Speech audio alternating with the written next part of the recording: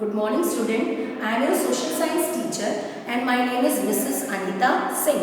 Today I am going to teach you first chapter of your book of history. The name of the chapter is Medieval Period. Got it? What is medieval period? Study of past was divided into many periods. We will talk about three periods. That is first one ancient period, middle one that is medieval period and last one that is modern period. अब medieval period पूछेगा कोई आपसे कि क्या होता है, तो the period that lies between ancient period and modern period. 8th century is taken as the beginning of the medieval period and 18th century is taken as the end of the medieval period. समय के साथ India को अलग अलग name से हम बुलाते थे, ठीक है, अलग अलग नेम से. जैसे कि अगर एंशियंट टाइम की बात किया जाए तो इंडिया को बुलाया जाता था भारतवर्ष या फिर जम्बू द्वीप के नाम से इन एंशियंट टाइम. उसके बाद क्या हुआ, India was also known as the land of people that live along the river Sindhu. Sindhu river के पास बसा हुआ देश के नाम से भी जाना जाता था. अगर आप जानेंगे तो आपको ये जरूर पता होगा कि Sindhu is an Sanskrit word. वो एक संस्कृत वर्ड है which was pronounced as Hindu in old Persian. Old Persian में इसको सिंधु के जगह पर हिंदू बोलने लगे, इसलिए इंडिया का नाम क्या पड़ गया मिडिवल पीरियड में, हिंदुस्तान. ओके, और मॉडर्न पीरियड में एज यू नो इंडिया के नाम से फेमस हुआ ये country. Now again medieval period is divided into two part. First one that is early medieval period, second one that is late medieval. Early medieval period started between 8th century to 13th century and later medieval period started between 13th century to 18th century. Clear? Now we'll talk about the next topic and the name of the topic is major historical development.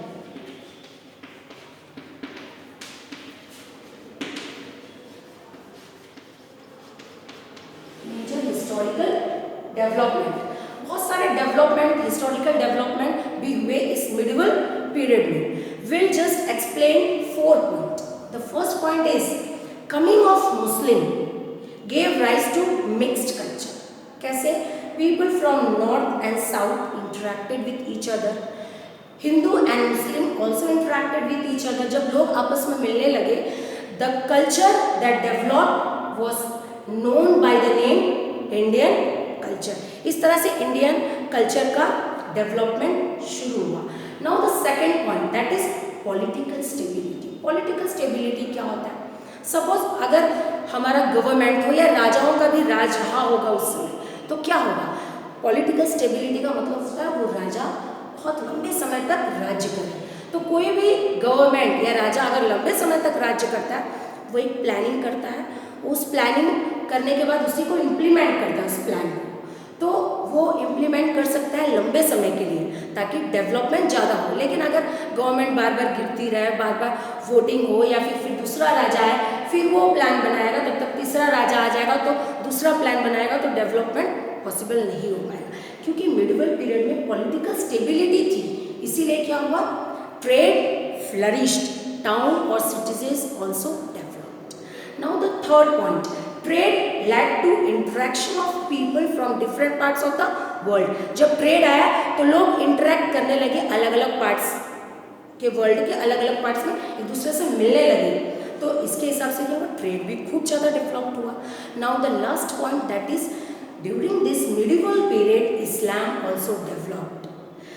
भक्ति and Sufi saint spread the message of devotion to God and kindness to human being. भगवान की भक्ति करने के लिए सबसे ज़्यादा दबाव दिया गया कि भगवान की श्रद्धा कर रखनी चाहिए भगवान पे, और सबके ऊपर दया रखना चाहिए. तो ये चीज़ें भी डेवलप्ड हुई मिडिवल पीरियड में. Now will talk about the next topic that is sources of the medieval period. Sources का मतलब होता है जरिया. किस जरिया से हमें पता चला इस मिडिवल पीरियड के बारे में? तो there were many sources available of this period because everything was in a written form and monuments that were built at that time are still present. आज भी वो है. तो इसलिए हमारे पास बहुत सारी जानकारी है इस मिडिवल पीरियड के बारे में, लेकिन उतना जानकारी हमारे पास एंशिएंट पीरियड के बारे में नहीं है जितना कि इस मिडिवल पीरियड के बारे में है। Again the sources are divided into two parts, that is archaeology,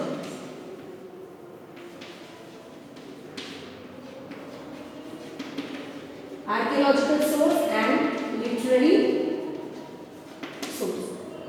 literary source का मतलब ही होता है written source। all the documents are present with us of this period।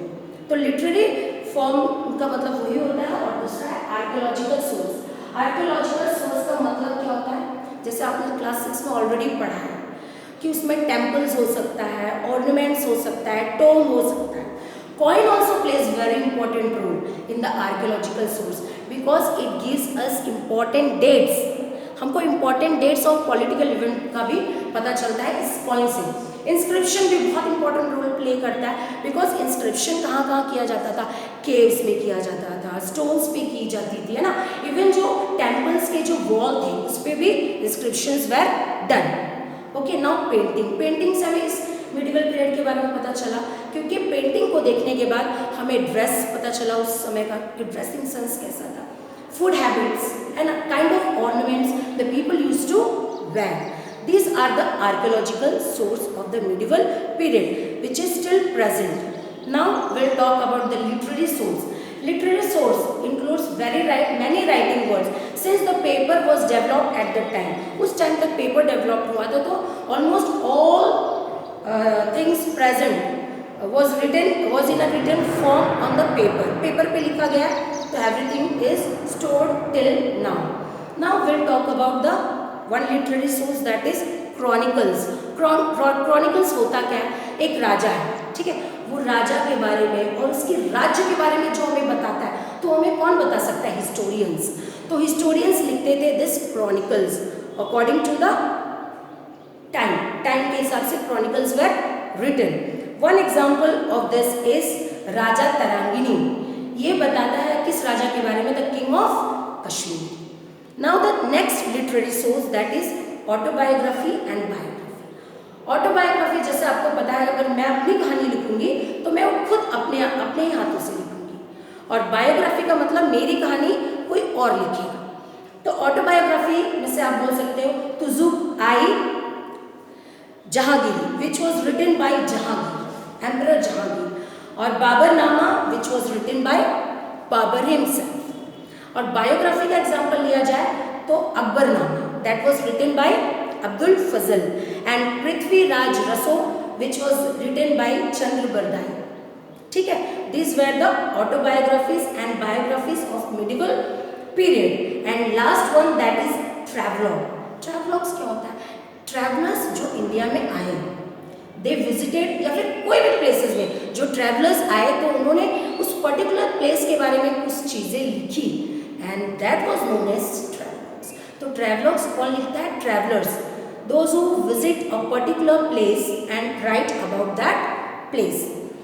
ठीक है, तो ट्रैवलर इस तरह से होता। तो सबसे इम्पॉर्टेंट विजिटर्स जो इंडिया का था वो इब्न बतूता था, जिसने ज्योग्राफी के बारे में लिखा इंडिया के।